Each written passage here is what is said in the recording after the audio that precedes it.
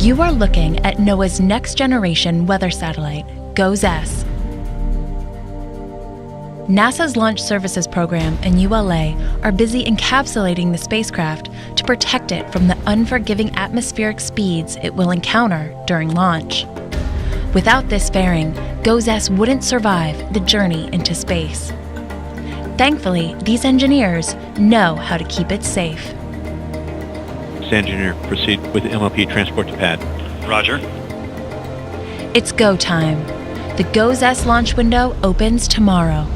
ULA and LSP have one last critical procedure to complete.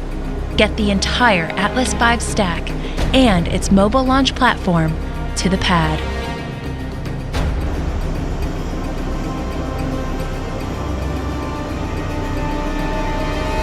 Once it gets there, it will be loaded with rocket fuel and be ready to start the terminal count to T0.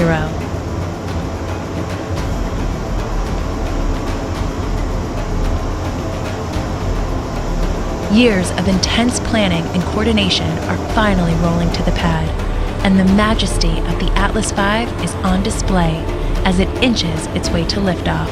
This is the LC on 1 performing pre-test briefing. This operation is classified hazardous. Cryogenics will be loaded. ALC verified count to start at 1947 Zulu. Verified. Proceed with the count.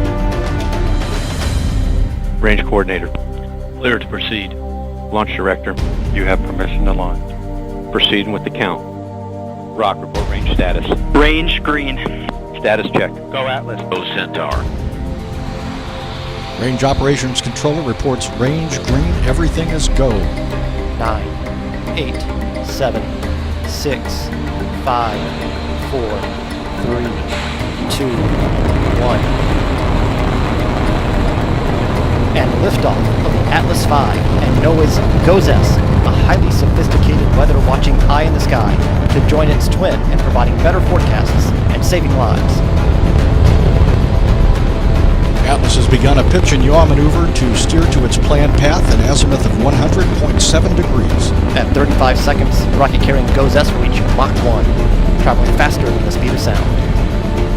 47 seconds after launch, the vehicle will pass through the area of maximum dynamic pressure, or max-Q.